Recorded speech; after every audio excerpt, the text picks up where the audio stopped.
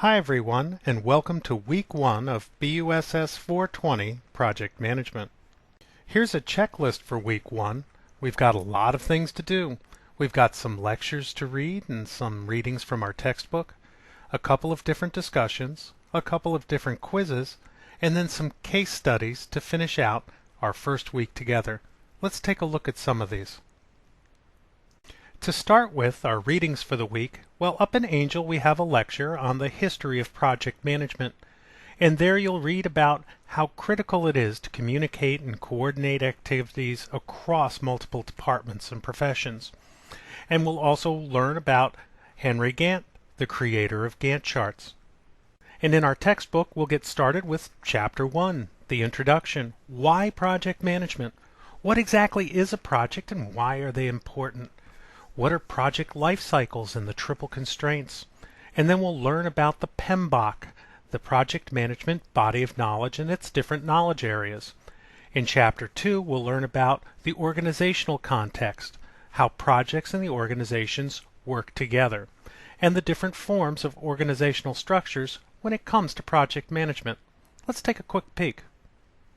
So what exactly is a project? To answer that question, we'll go right to the Project Management Institute and how they define what a project is. The first criteria is that projects are developed to resolve a clear goal or a clear set of goals. You never know what you're aiming at if you don't have something to aim at, like that dartboard. The next characteristic are that projects are complex, one-time processes, and we break these into phases, such as initialization, planning, execution, and then termination.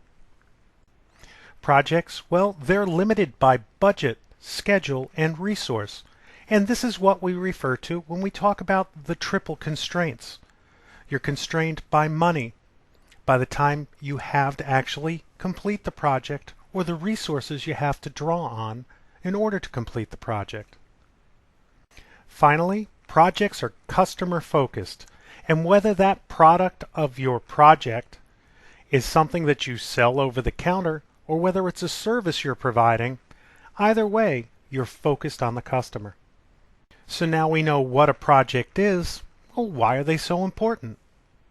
Well, the author points out by using project management methodologies, you'll actually shorten the product development life cycle. And ultimately, the shorter the life cycle, the less money you're spending to develop that final product. And products like this smartphone we have in the illustration, well, they're becoming increasingly complex and technical in nature. They're difficult endeavors. And the more difficult something is, well, you know, the more you're going to spend on it. So it helps to shorten that product life cycle. And with a repeatable process in order, well, that'll help us narrow our product launch window, which enables us to get to the point where we're actually making money back and not spending it on the development. And of course, not all of this is going on in our backyard. It's placed in the emergence of global markets, and that enables us to get that much more return on investment for all of those resources that we spent developing the product. Let's go on to Chapter 2, where the author talks about projects and organizational strategy. And there he talks about strategic management consisting of a mission statement, achievable objectives, formulating and implementing and evaluating those objectives to make good cross-functional decisions.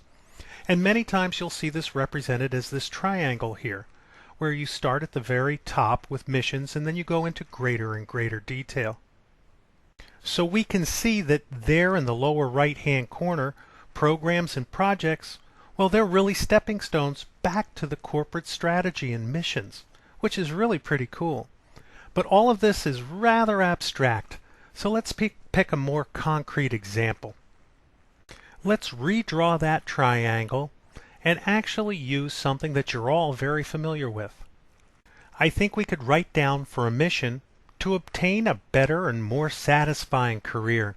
And to go into a little more detail, we can identify objectives, how we achieve that mission, as increasing my educational experience and maybe obtaining exposure in my target industry. That makes sense so far, but we really don't have anything to act upon. So we'll have a strategy.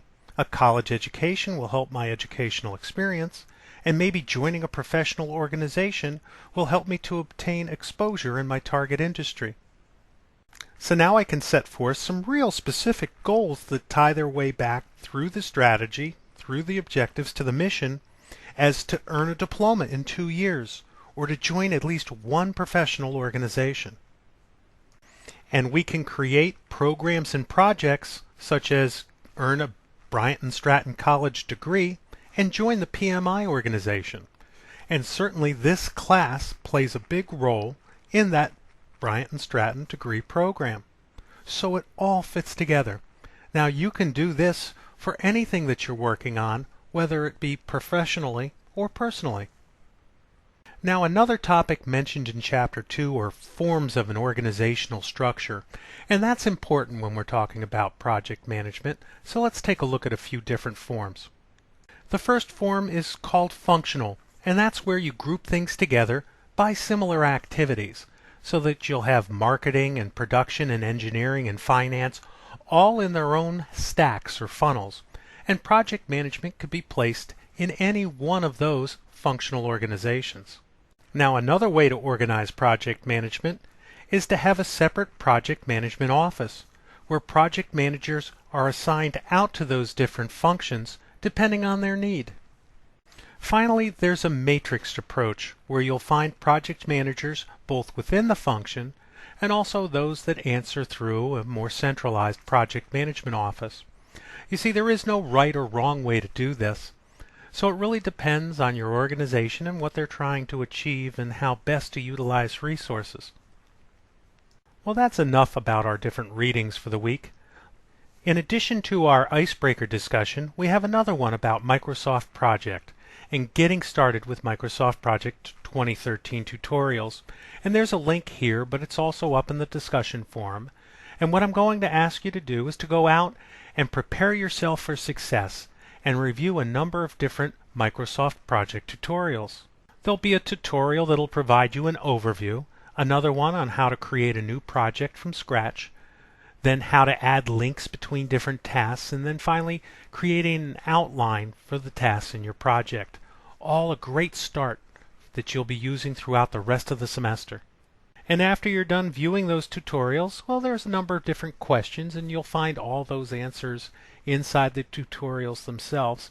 And if you have any additional questions or discussion points you'd like to make, please post them up here in this discussion forum.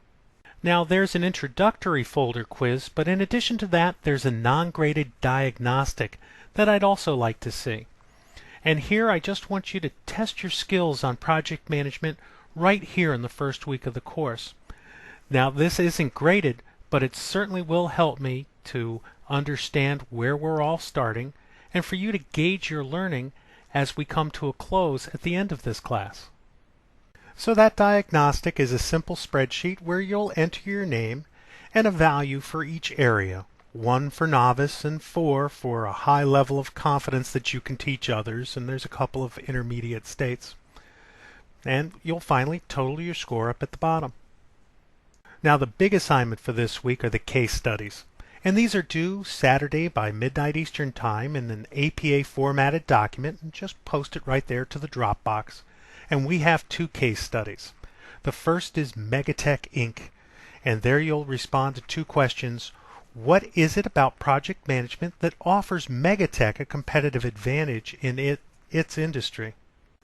And the second, what elements of the marketplace in which Megatech operates led the firm to believe that project management would improve its operations? Now the second case study is all about Rolls-Royce, but not the automaker portion of their business, but the airplane engine portion of it. And this case study will ask you, who are Rolls-Royce's primary or principal project management stakeholders, and how would you design stakeholder management strategies to address their concerns? And the second part, given the financial risks inherent in developing a jet engine, make the argument pro or con for Rolls-Royce to develop a strategic partnership with other jet engine manufacturers, similar to Airbus's consortium. What are the benefits and drawbacks of just such an arrangement? So there you have it, the week one and the week one checklist. We have lectures and readings, a couple of different discussions, 2 sets of quizzes or diagnostics, and then finally the all-important case studies. If you have any questions, you can email me or post them to the questions forum. Thank you all, and let's have a fantastic week.